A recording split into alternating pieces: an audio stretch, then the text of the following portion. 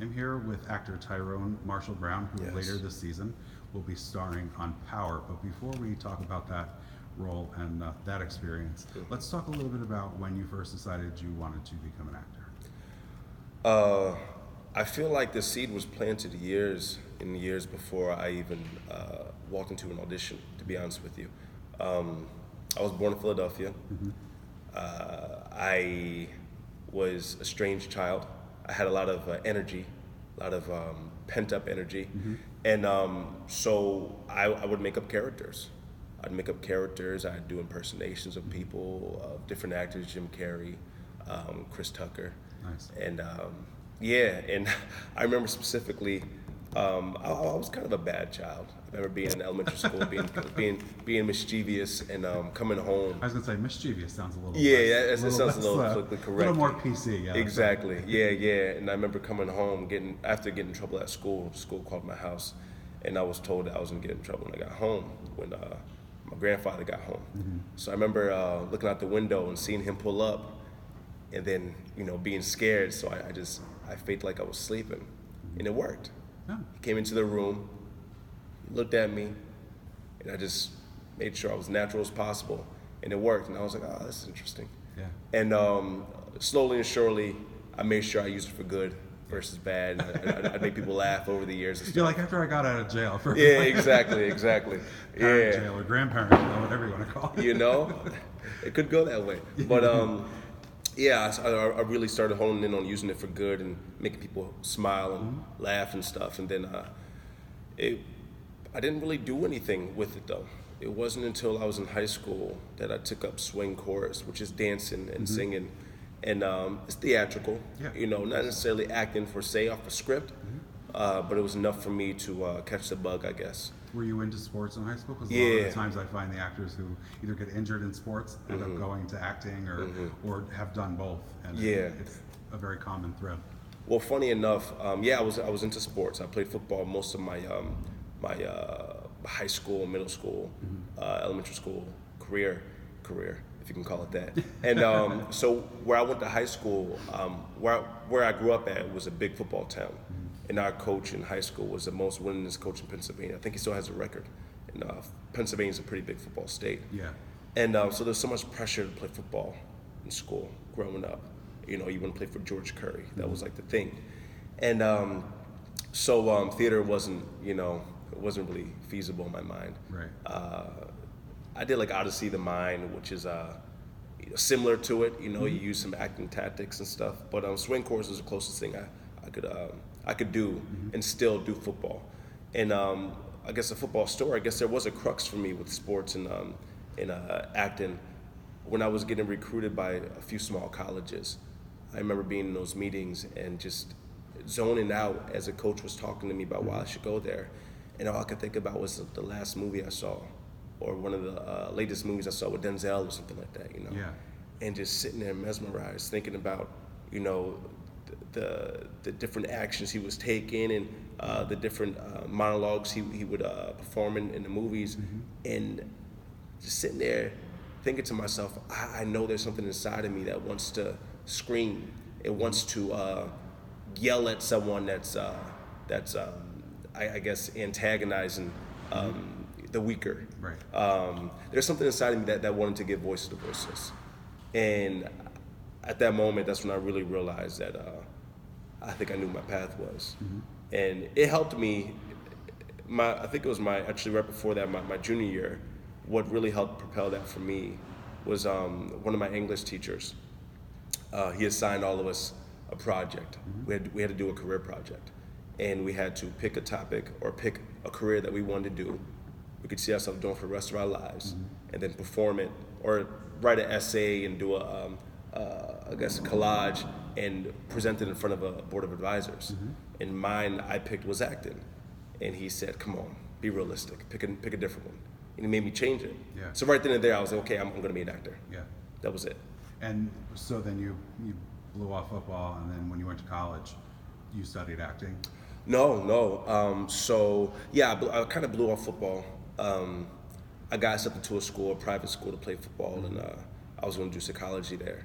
And after a while, I was sitting on the idea, and I'm like, private school, how much per semester? Oh, gee, that's crazy. And so I decided to take a semester off because I knew somewhere in my heart that I wanted to find a way to get into acting. And back where I'm from, nobody's an actor. Nobody is in show business. No one knows anyone that's in show business. Of course, studying psychology probably would help you in your acting career, dealing with people. Tenfold, 100%. And I grew up in the boonies, so like, you know, there was no bridge to that.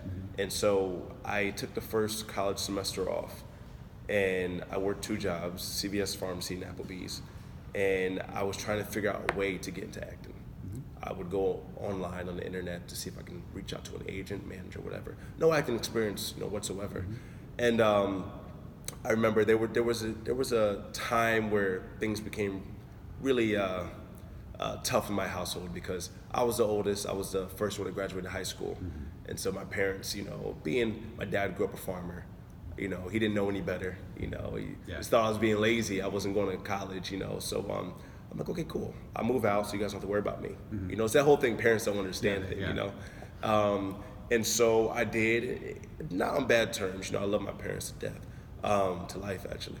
And so I moved out, and I was at CVS Pharmacy, and the one pharmacist asked me what I wanted to do. She was a floating pharmacist. She worked different places. And I said, I want to be an actor. And she said, okay, cool. Well, how are you going to go about that? I'm like, I'm reaching out to a few different places. And she told me that her nephew was a child actor and did commercials and stuff. And, she told me that she'd reach out to his manager, or to him, to ask for his manager. And she did. She Nice. kept her promise, yeah.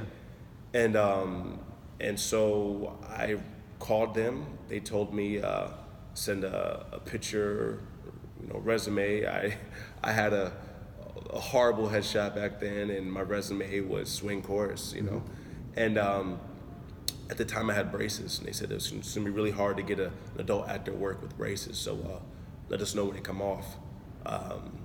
And so I did. I went up there, auditioned for them, and eventually I just started commuting back and forth. 4-hour bus ride, 5-minute audition, 4 hours right back. And sometimes no money to get back. Yeah, that's dedication to wanting to pursue a craft like that. Absolutely. I did that for a year, and then I met someone at an audition. His name is Kenneth Todd Nelson, and he asked me why I have these bags with me. I said, I'm commuting back and forth. And, we kept in contact. He said he knows the struggle and stuff. He did that as well. And so he offered for me to come stay with him, with his roommates. And that's how I got to New York. Awesome. Yeah. Was there any apprehension in moving up here, or did you realize that it's like, I need to be in the game in New York to? No, there definitely was some apprehension. I'm from the boonies in Pennsylvania, and I didn't really know anyone here, and I didn't really know Kenneth that well either. But eventually I prayed on it and stuff, and I took a leap of faith, and I did it. But it took me a little bit after our initial conversation about me moving. It took me a good week, to really process everything, and but I've always been driven. I've been a very driven person, Right. And so I felt like there was no choice. Either I stay here and figure it out, or go and pursue something, take a risk, and that's what I did. So what was your first professional credit that you booked?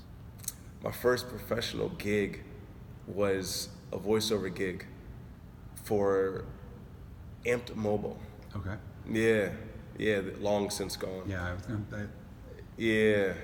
I don't even know that I've ever heard of them. Yeah, most people haven't. Yeah. It was just a short stint that they were around. And I remember it was back when, it must have been 2006, 2005, the subways went on strike. And I remember at that point, I did know someone that was older than me, went to my high school, that was living here. And she said that I could stay at her place just for the night. And I did. Excuse me. And then the subways went on strike, and I remember walking from Harlem all the way down to somewhere mid Central Park area. Oh, that must have been a fun walk. In the snow too. It was a winter time. Oh, good. And then I know at that point people were hitching rides with each other. Even if you were in a taxi, you had to have a carload to go To be able to move. Yeah, exactly, to go to Lower Manhattan. And someone gave me a ride the rest of the way. I offered them money. I had no money, but I offered them $5, all stop nonsense. And that's how I got to my recording. Yeah. My first Every gig. little, yeah, it's like every step put in front of you, you've had to overcome something to get where you are today. Absolutely. What was your first television role? I believe that was One Life to Live. It was a non-speaking part. You know, so I think it was a homecoming scene. And so a bunch of us were dates, you know, so I had a date. And it's funny enough, I think 5 months ago I ran into that date at a restaurant. She was a waitress at the restaurant. That's funny. In Lower East Side. I live in Lower East Side. It's like everything comes full circle at some point. So bizarre, so bizarre. And I remember looking at her and I'm like, "Do you look familiar?" And she goes, "Yeah, I thought that the same last time I saw you as well." And she's like, "I remember where I know you from." I'm like, "Wow." She goes, "You were my homecoming date for One Life to Live," and it blew my mind. Yeah. But yeah, that was my first on-camera TV role. And then you are here in New York, and if I'm not mistaken, you have not done a Law and Order, right? I have. You have. I did. Got to do a Law and Order in a You horror have film, to. right? You have to. You have to. Law and Order in the horror film. I was an extra, and they bumped me up. I think I was a U5 by the end of the day. I got some waivers. I think that's how I got my SAG. My SAG rights. And did you do the horror film? I did something much worse actually. It was some. It might not be on my. I don't think it's on my IMDb page. It's, Secrets revealed here, folks. Yeah, Secrets yeah. revealed. We're going deep. We're going hard. It was called Splatter Beach. It was like a horror music video, but very tacky. Yeah. Very tacky. Looking back on it, I'm like, I probably shouldn't have done that. But you know, you're desperate when you start. You want to do when you're starting anything. out, yep. You're excited anybody's giving you attention to be an actor.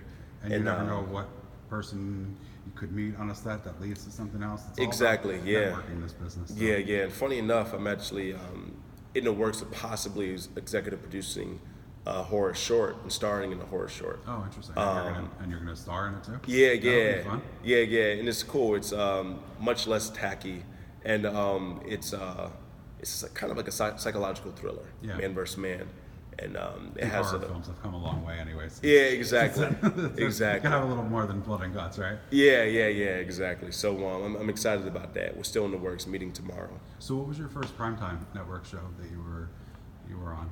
I know you did Bull. You've done a bunch of stuff here in New York. Chicago PD.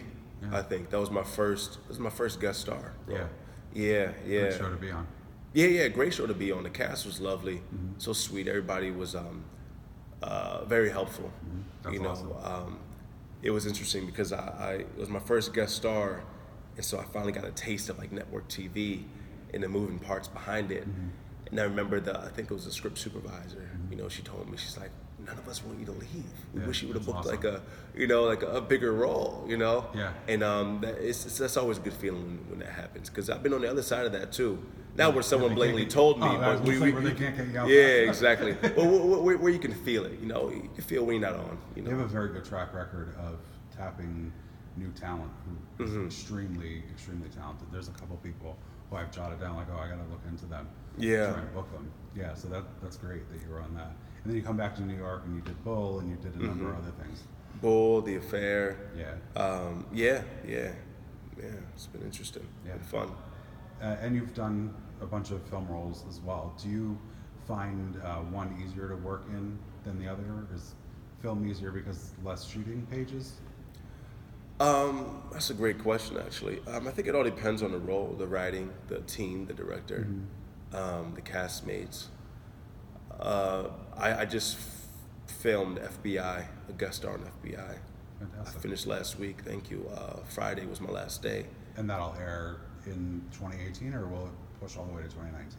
Oh, I'm sorry, 2019 to 2020. Just Good went back question. in Yeah, time. I didn't even ask. I was so Yeah. caught up in everything. You know, it was my first time being on the other side of a procedural TV show rather than Chicago PD. I was quote unquote the bad guy. Uh-huh. This time I'm a You're a good guy. detective. Yeah. Oh, And so it was so much fun. It was extremely fun. The cast was great, and again, you know, it was the same thing. Like, hey, they might write more for you. I don't know. We'll see. Yeah. We'll see. Which that was would be awesome. great if it became a recurring gig, especially since that tape's here. Yeah, exactly. You know, I'm very interested in stuff that films here. But that gig, it took me a second to get the whole procedural cadence down. But once I did, it it just flowed. It was fun. It was easier than I thought it was going to be. So that was nice. And I've worked on other projects, it's a few films where it felt easy and some of it felt really hard. You know, I think a lot of it is in the writing. A lot of it's in the writing. That's half of it for the actors. You know. And now to Power, you're going to be in the 4th episode and the 9th, apparently, according to IMDb, if that's true. Yeah. So is 4 going to be 2 weeks from now, or are they skipping this week for the holiday? That's a great question. I haven't even looked into that, to be honest with you. All right, well, I'll I'm put not the even episode titles of both episodes. Yeah. So 4th, 9th, and then also the last one. Oh, you're in the last Season finale. Yeah. That's a good position to be in. Yeah, a great position to be in. And I can't say much about that. No. But man, I was gonna say they'll kill you off, but it doesn't. At this point, the show's over. So yeah, exactly. Whatever happens is happening to you. Yeah, that season finale, man. Oh my gosh. What was the experience like working on that set? And did you know that you were going to be recurring in 3 episodes, or did they pick you up as you went for additional ones? Yeah, so the experience working on that show was great, man. It was tough because it might have sort of overlapped with another show I was on. I was a series regular on Love Is on Oprah's network, and then season 2 got picked up, but it ended up not happening because of unforeseeable issues. But there was little, I guess, cloudiness there. But after that, we worked it out, and it was cool. And I knew ahead of time it was only 3 episodes because I was a series regular on another show. Contractually, I can only do 3 episodes. Right. And the experience was great, man. I can't say enough about Notori Knotts, and she plays Tasha on the show.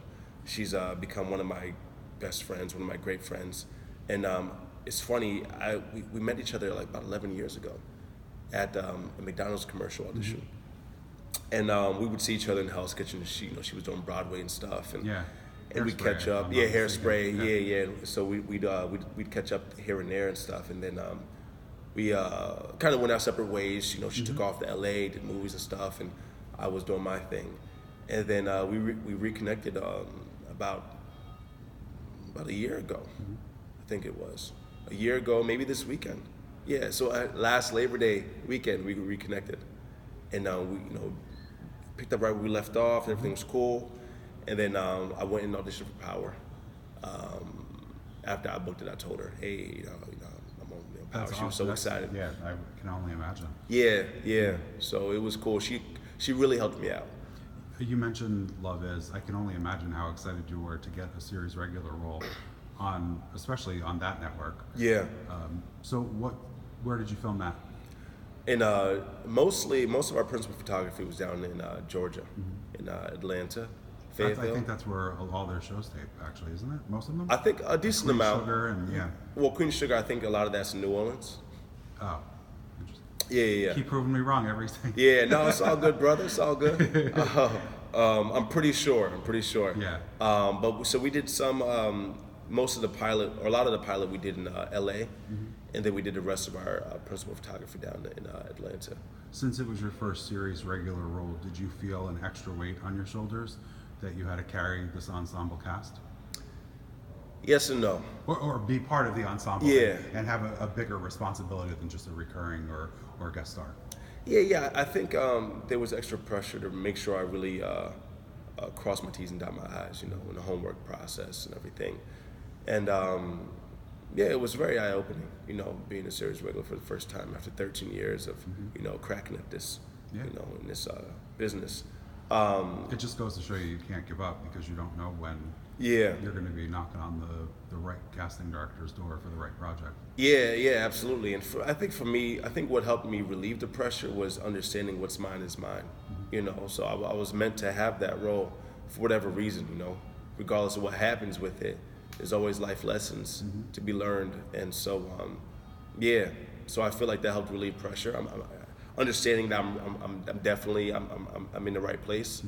I'm meant to be here. And I think the castmates definitely helped with that. We helped each other with that, I can't say enough about the castmates, man. Yeah. We're like family now. That's awesome. Yeah. It's nice to hear when people come together as a cast and it's actually not BS that, oh, we're a big happy family, and you're like, yeah, no, you're not. No. Something's got to be going down, but it's nice to hear when it actually Absolutely. is. Yeah, And Will that they can be Catlett. supportive. Yeah. So Will Catlett, I played his best friend in the show. He stayed with me a few times. My girlfriend and I here in Lower East Side. So did Ruby, played by Yuta. She stayed with me. Like it's just definitely, just this bond was created, and that's gonna be hard to find another show. Yeah. You know, it doesn't happen every time. You said you just wrapped FBI, which will be out later this season. What are some of the other roles you have been trying to sink your teeth into? Do you want to do theater since you're New York based? Are you looking, like you said, for that horror film that you're going to be doing? Are you worried about the pressure of starring and being the EP? No. I feel like the way my producing partner and I are working now, and also who we're teaming up with. So I'm not sure if you know who RJ Brown is. He's in 13 Reasons Why. He sweetheart. We become really good friends. Actually, we met through audition process and stuff like that. And if all goes well, we're teaming up with his production company, my production company, and his, Nice. to do this. And I think the way that we're collaborating and the rapport we have already is making it much easier to, push away all the pressures of being an EP. How far into your acting journey did you decide that you wanted to start a production company? Actually, honestly, the day I moved to New York, 13 years ago. Wow. And I've always written, shorts and stuff like that. And so I think I was just so focused on acting and driving that vehicle and understanding that craft and trying to figure it out. It's a daily thing, Right. And then at a certain point, I just got, became a little more confident with myself as a writer. I think what's exciting also about this day and age is there are a lot of platforms that you can put yourself Absolutely, out on. yeah. You can do something on YouTube. I look at all these YouTubers that have like 8 million views on these videos that they basically do nothing in. So like, Yeah. even to just be discovered doing one of your own projects on YouTube or throwing something out on Instagram and gaining followers that way, it's an exciting time with all the platforms that are streaming services. Absolutely, and I think I'm just now learning how to maximize my output. I'm a very private person. Yeah. My Instagram's private. I don't even have it on my phone. It's Yeah. not downloaded on my phone. So I mostly use it for resources. If I got to get a hold of someone, I don't have their number, then I have to either re-download it or just go on the web browser. So I think for the longest time, because of how some people have, I guess, not taken advantage of social media, but how for a certain amount of time there was a lot of, I guess, there still is a lot of BS, superficial BS is put out there on social media. So understanding, where I stand within myself and allow myself to use that, is going to be very, very instrumental for me moving forward. Yeah, As I create my shorts. And it's almost like you'll have to embrace a little bit more of Instagram. I have to. And I mean, you don't have to, I guess, but like same thing with Facebook. Everybody puts their Facebook happy posts and that kind of thing, and then like behind closed doors, it's just a facade of what a life you're actually Absolutely, living. yeah. So yeah. it is good when you can use it for a beneficial reason.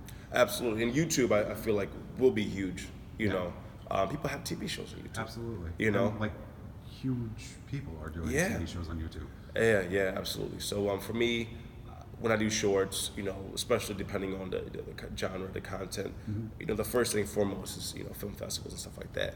But I'm not opposed to YouTube and stuff like that. Yeah. Is there a cause or something that you're very passionate about that you would like to bring attention to using your platform as an actor? And I know a lot of people in this day and age, or some people, say, oh, actors should just shut up and act, or singers should just shut up and sing, and it's just like, why should your opinion be any different, or your platform? You know what I mean? Like, that is like the most ridiculous statement to hear somebody say. But you also do have awareness brought to you because you are, an actor. I think when people say that and people, post stuff like that, it's sad because at the end of the day, it says more about them than it does about anybody 100%. else. If you're using your voice for positive, what does it matter? There's Good Shepherd organization it's kind of like a group home here in the city, and I've went and visited them before in the past. I grew up. I was a foster child, and I got adopted, and I was in group homes at one point, and so it's very important for me, and it will become much more prominent as I get older, to, I guess, bring awareness to these kids out there that are, I guess, feel like they're on the outside, on the outskirts Yeah. Did of society. if this is not too personal of a question, did being in a group home setting when you were younger kind of cement your desire and give you something to tap into in your acting role? And did it make you tougher of a person to be able to handle the rejection of not getting a part, or things not going your way on set, or that kind of thing? It's funny. It's a great question. It's a tough one to answer though, because I'm not sure how I'd be if I didn't, True. wasn't in the True. group home system. Do you think it made you more resilient? Absolutely. I had to be. I had to, growing up, I had to quickly pick up on street smarts. It's funny, all my friends, they know that about me. And then they know when I have a feeling, if we're out somewhere and I'm like, hey, something doesn't feel right. Yeah. All right, let's go. They don't even question it now. I can dissect people right away, their intentions, their motives. That's got to help with character development for yourself as well. Yeah. Or just trying to suss out somebody's intentions on a set or in an audition room, or Yeah, absolutely. It's for me, it's been very beneficial. It was a blessing. I wouldn't change anything that's happened to me at all. It's funny because sometimes when it does come up, I don't tell people about it, but when it does come up, oh, I'm so sorry. I'm like, well, I'm not. Why are you sorry? Right. I was spared a lot of negativity. I went through things, but it could have been much worse. Right. Had I not been put in the system. I think it also brings about, if you're a spiritual person, you can rely on faith and just see how much you can get through. Yeah, which absolutely. Makes you a stronger person in the end anyway. Yeah, and I feel like that's where a lot of my drive comes from. I've had to climb mountains my whole life since I was a little kid. I've had to, and so I think that's where my drive came from. The through line, went all the way through sports, family issues, relationships, acting, and then now getting into filmmaking. It'll always be there as part of me now. It's so interesting how your things that happen to you inform your life choices and the way you behave and act about certain things. And, when it's used for good, it's an amazing thing. Absolutely. And so back to Good Shepherd, I went and I volunteered, and there's a program called Naked Angels. It's on St. Mark's Street. It's a theater program, and you go there as an actor, and people pick you to be in their little shorts or whatever. And so I did it. My friend Jamel Robinson, he's a painter. He's getting into writing now, and he asked me to come, and I went, and he's like, all right, I want you to play the lead role. And me, I hate cold readings. I'm not good at cold readings. And I was like, I'm gonna get you, and I did it, and I loved it. Had so much fun, And someone picked me out at the end and said, hey, I did this program at Good Shepherd for kids in group home stuff. And okay, that's crazy. I was in a group home system. Yeah. It's like, I'd love for you to come and read some of the things that they write, and we have some actors come perform them. So I did, and then after that, they asked me to speak to them, and I did for about 15 minutes. It's got to be incredibly rewarding. Man, tears coming down these kids' faces, and you could tell there were some of them that felt like that they were being seen and understood for the first time. Because it's one thing to get help from different teachers and stuff like that, but when you're talking to someone that's actually been through it, it's a little different. It's different. Much different experience. So I think for me, I would love to find more ways to help contribute, whether producing some of their stuff or what have you. Or even maybe writing a project based on your experiences or their experiences. There's so much to be mined from people's journeys. And no matter what it is. Absolutely. So that absolutely. Many ways to contribute. Yeah, absolutely. So what else do you have going on?